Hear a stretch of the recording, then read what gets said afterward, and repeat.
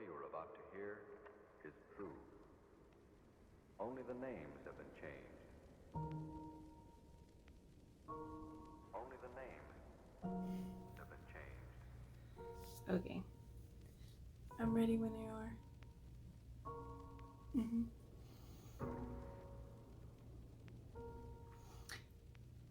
Alright, so Only the names have been changed. where do I begin? The story you are about to hear is true. This story is Only the names have been changed. the hardest story.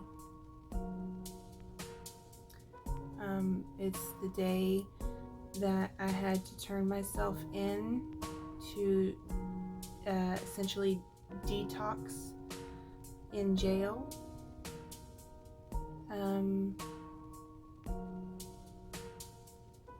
It's gonna be a long one, so you might want to get something to eat or a drink or something.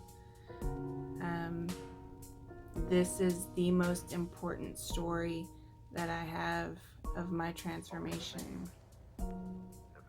Growth. Yeah, growth. So I guess sit back and relax and let's go. So we all know that I got put on probation for being stupid, and The story you are about to hear is true. I failed Only the names many have been changed. UAs. For those that don't know what UAs are, it's where you go pee in a cup. I failed a lot of them. Finally, probation officer was like, you have to go to detox. I fucked around for so long, lying to them, saying that there was no beds open, that she decided I needed to go to jail to detox, which they do that, I guess. I went. I turned myself in for the third time. I don't know if you've ever turned yourself into jail, but it's hard to do. Walking in and being like, hi, I'm so-and-so. I'm here to turn myself in. So I did,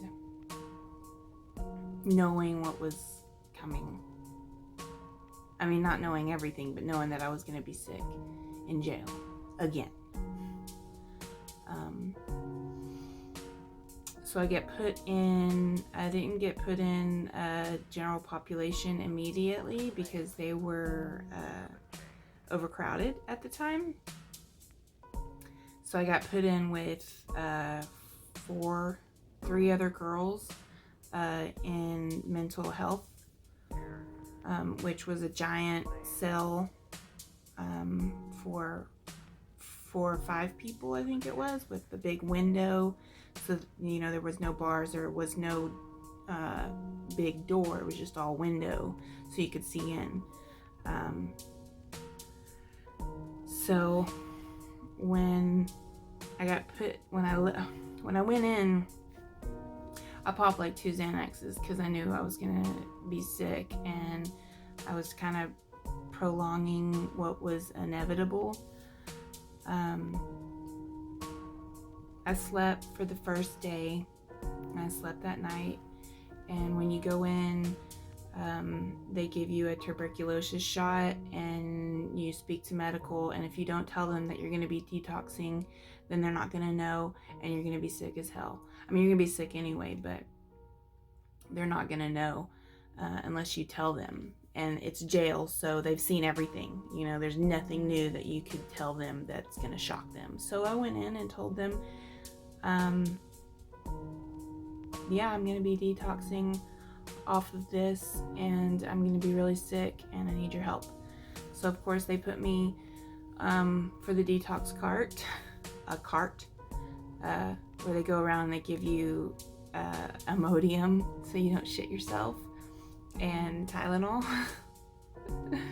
It's a fucking joke, right? Anyway, I guess something's better than nothing. So after being in mental health for a while, they finally had a cell open for me and a few other girls. So detox came around, I took my meds, and then I got taken to general population, which was floor 12 for women.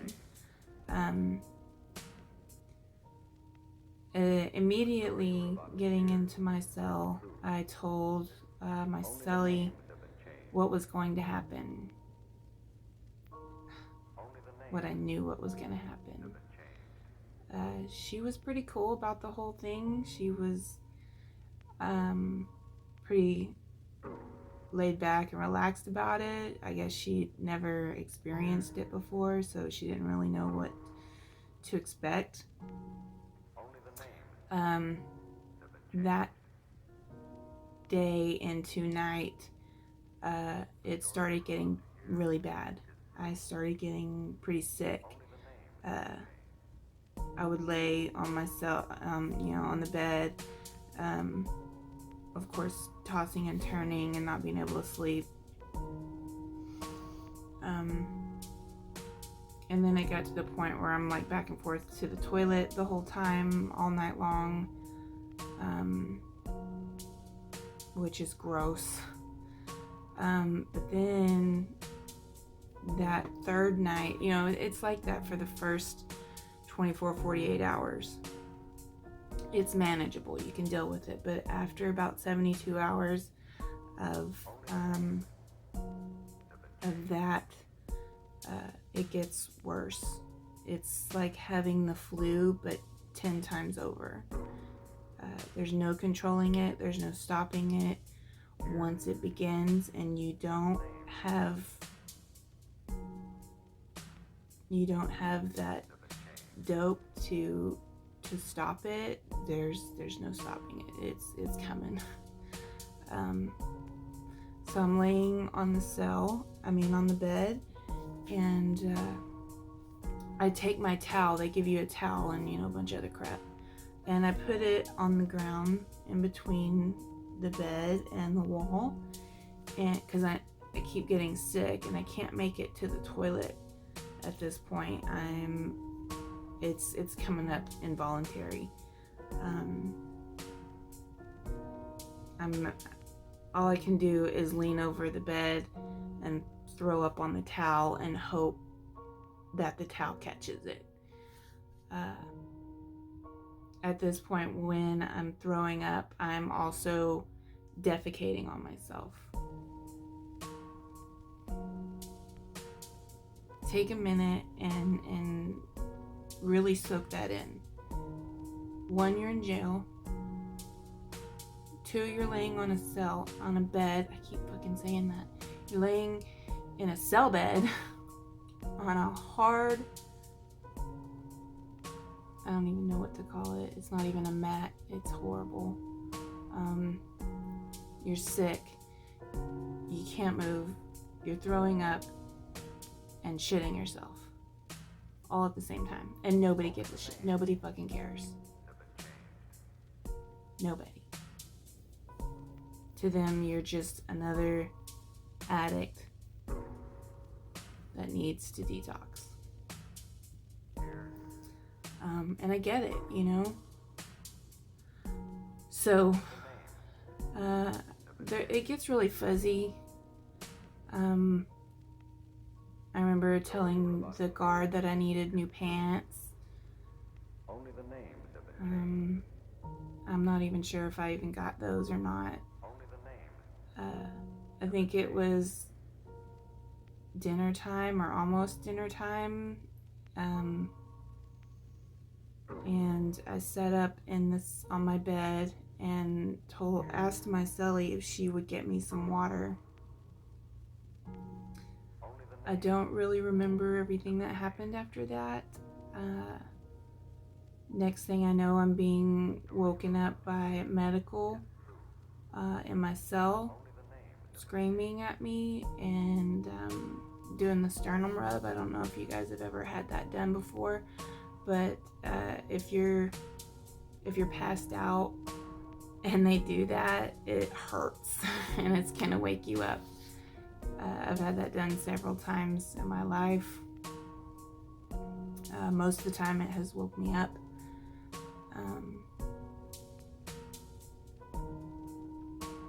So being woken up by a medical and then strapped to a gurney, and the only thing I really remember was the guard that night. She was so sweet. She's the one that saved my life, really. I think she said she was an EMT also. I do remember her saying that before I regained consciousness that I was vomiting like Slimer from the Ghostbusters movies, and my towel was the towel that I had set down was completely green.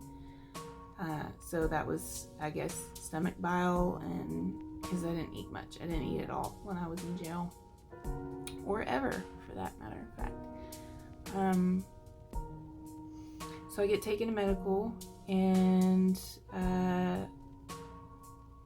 they're all fucking rude and mean. I didn't like it one bit there. Nobody gives a shit about you. You could fucking die and they wouldn't care.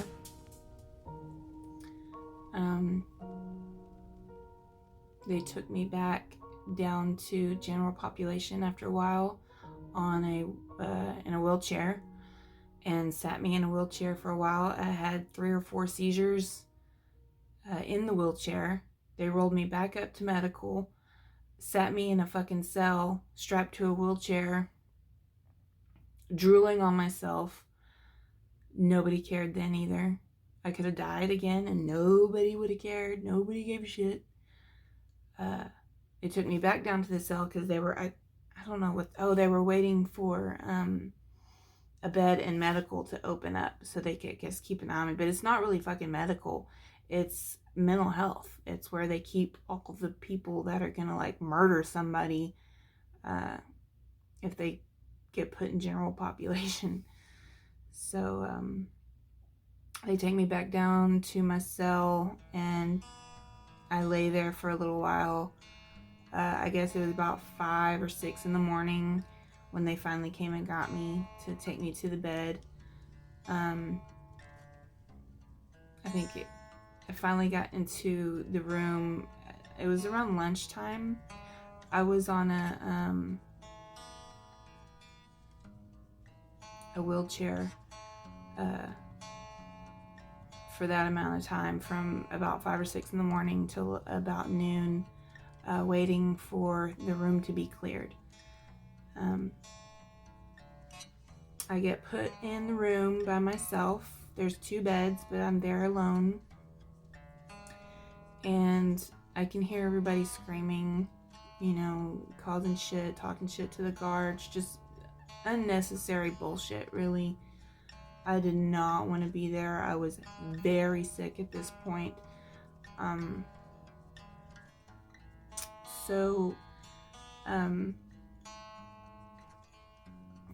remember my gums started going numb. And I think it was because I was hyperventilating. And that's the feeling I felt right before, I guess, I passed out and had the seizure the first time in the cell. And it scared me, so I got up and I told the guard what was going on. And she told me to lay down.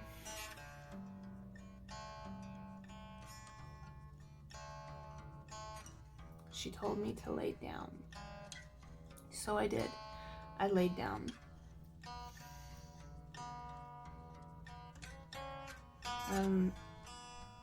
What comes next fucking baffles me. I am woken up by the same guard who told me to lay down. She was giving me chest compressions. I had stopped breathing, and my heart had stopped. For a minute, 60 seconds.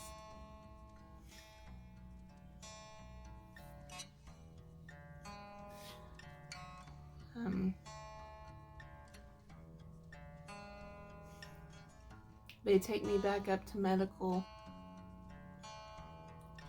in a wheelchair.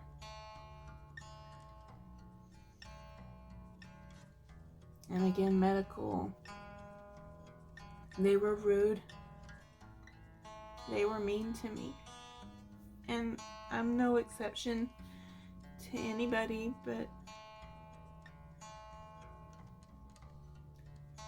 it fucking sucked.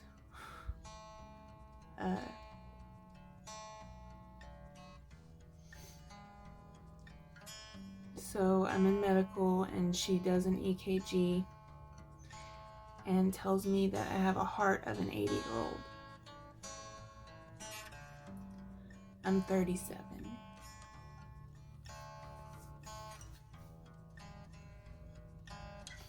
She told me that if I'm not careful, I'm going to die in jail.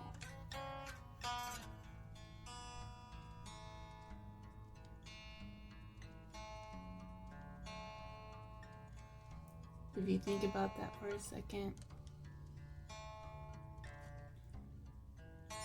that's hardcore. Dying in jail where nobody cares about you. Nobody knows your name.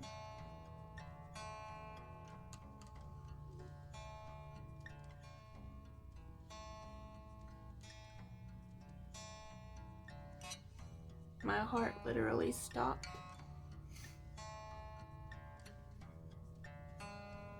And I was made to feel like a piece of shit. Because I made the wrong choices in life. So moving forward, the jail got tired of dealing with me.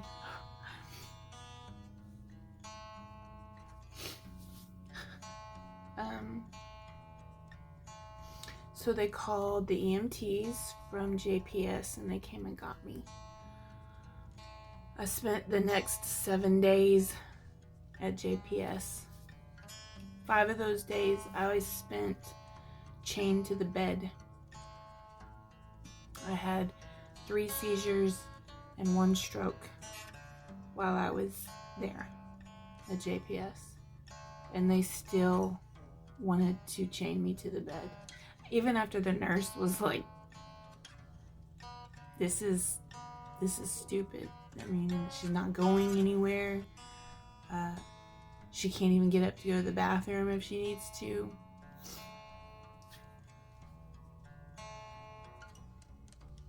I remember giving my first urine analysis when I first got there, and my pee was pretty much black. My kidneys were shutting down.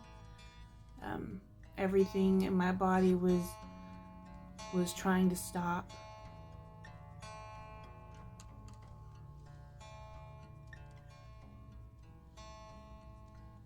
This is because I spent all those years putting that crap into my body, not really understanding what I was doing to it.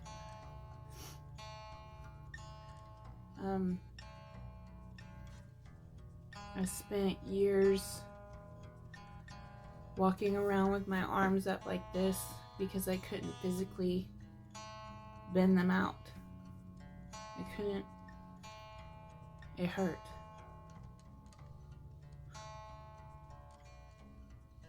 I walked around with open sores and wounds. And still, that didn't stop me. So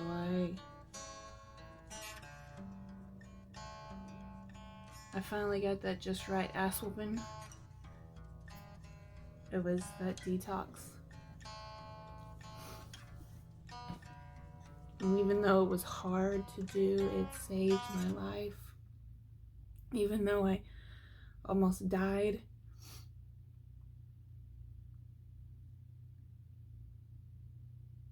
it saved my life. Those nurses at the hospital. They were all so wonderful. Nobody judged me. The doctor that I guess watched over me wanted me to stay until there was a bed open in treatment, which was what I was essentially waiting for, was a bed. My mom came and saw me every day that she could. She couldn't see me while I was still incarcerated, when I was still chained to the bed, but after they unchained me and brought me my stuff, she could come and see me and bring me food, and it was the first time that I ate.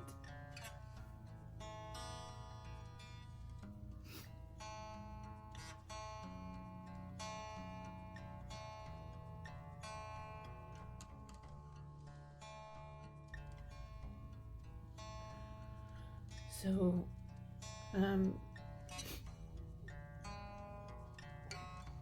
while you're in the hospital, incarcerated, you get a guard assigned to you. And of course, she's female because I'm female. And I have to say that every guard that I had through that hospital stay,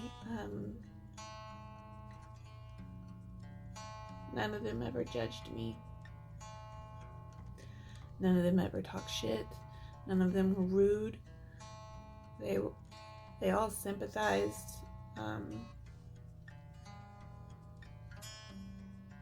I guess they just wanted to see me get better.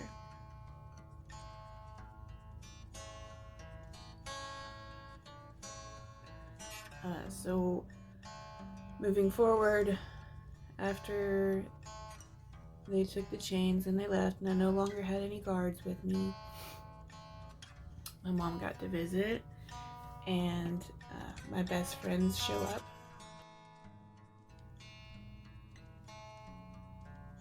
I knew that people knew that I was using something, but it never really showed what exactly it was until the hospital. I'd always covered up my arms, always covered up my hands, my legs, and my feet.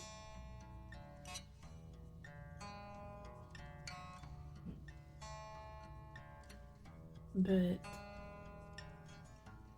my best friends,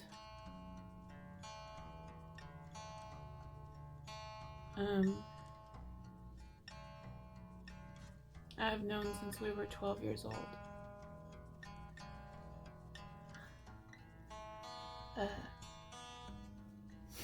Renisha, she was the first one to show up. And, I'm in the ICU, I'm in a room with padding around my bed because I'm having seizures and it probably stinks in there. But she came in with a smiling face. And she gave me a hug. And she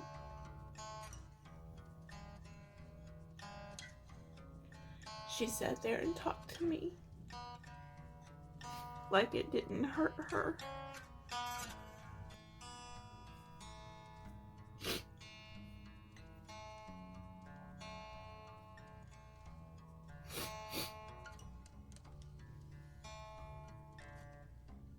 So we sat there and we talked for about an hour. And I told her everything. I didn't hide anything anymore. I didn't want to hide anything anymore.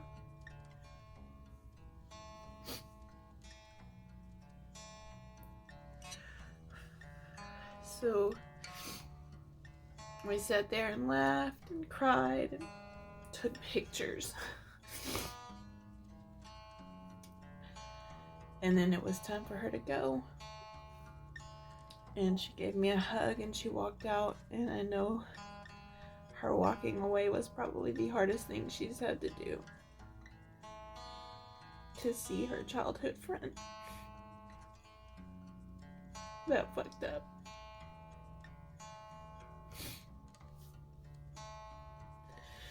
And then here comes Rebecca. My other friend since we were 12. We were like the three amigos, I guess. We were such shitheads. And she shows up on the last day, the day that I was released. And she brings her poor boyfriend, who I had never met. And I'm so sorry you had to meet me like that. And see me like that. That's not who I am. That's not who I was. I made mistakes, and I know you know that. Seeing Becca was very emotional. Because I know it was hard for her too.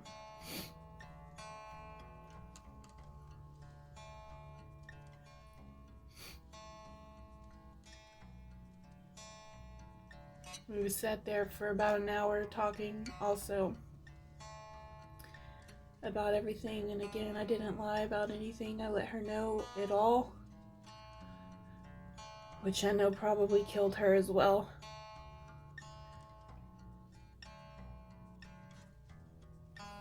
I just didn't want to lie anymore. I wanted everybody to know, so I couldn't hide. I didn't want to hide. And we sat there and we talked and we laughed and we cried. And for those two to show up like they did and support me like they did, it really reminds you how selfish that you can really be when you're in that state of mind.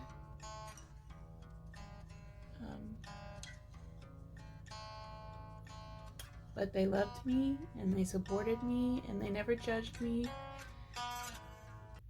And they have watched my progress from then to now, which has now almost been a year. That's crazy to me. I remember when I counted 8 days. That's the first time, I got my bed, obviously, when I went to treatment.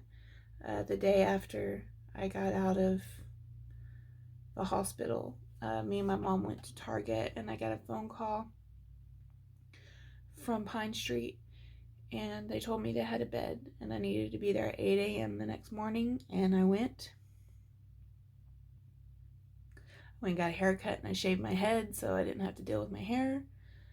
I told everybody. I got, addresses so I could write everyone. I think I wrote Jared Dawson the most. Thank you. Thank you. You're a real friend.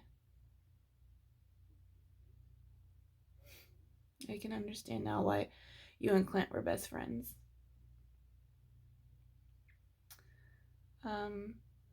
But I remember being in treatment, and literally, they tell you you have to say your name and how many days clean and what your DOC was and all this stuff. I remember counting 8 days, and then 9 days, and then 10 days, and then 15 days, and then it was 30, and then 90, and then 6 months. And I'm coming up on 11 months. And I hit my year in June.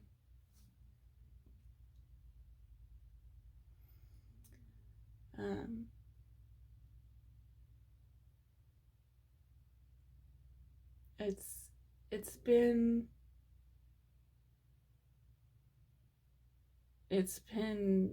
been this whole thing is just,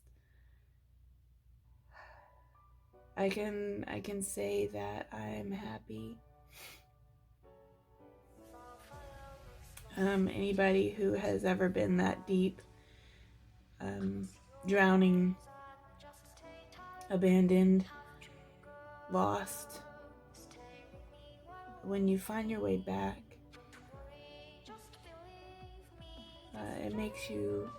it opens your eyes and makes you grateful for everything. All the good, all the bad. If my heart hadn't stopped, I would have never found out about the heart disease that I had.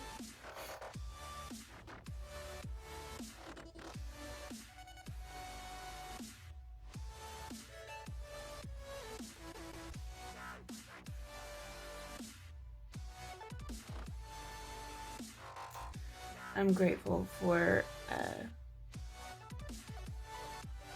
everybody at all the meetings I ever went to for NA East, who took me in when I was just a baby. I'm grateful for everybody that ever spoke to me.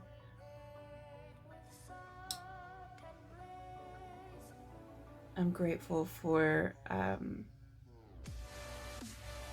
Persia the wrestler, Miss Metal Mo. That woman, she knew me before I knew me. I told her everything before I got clean, and she would talk to me without judgment.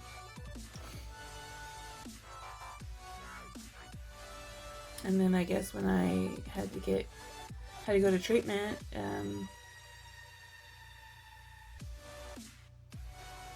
she's always cheered me on, again without judgment. And she forever has a spot in my heart as well. My family, who all love me without judging me as well.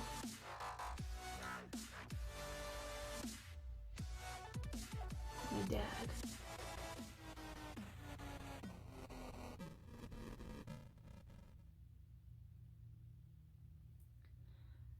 My dad, who just a few short years ago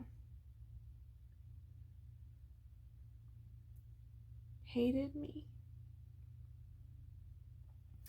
And I'm not talking about, oh, you just think he hates you. No, he full on fucking hated me.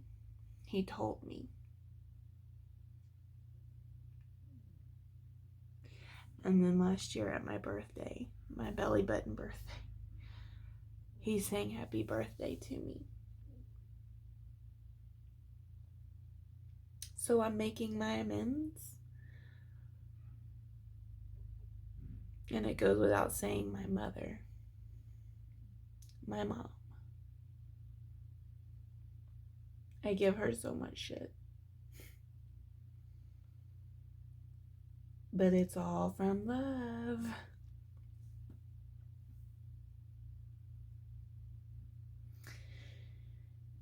So yeah, that's my my detox story. I died, was brought back to life. I went to treatment, and I got my life back.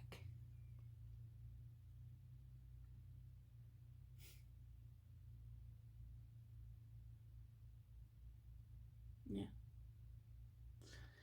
So that's it. That's all I got.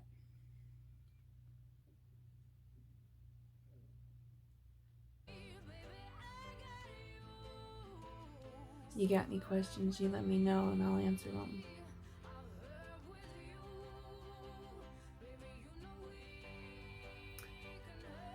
But yeah,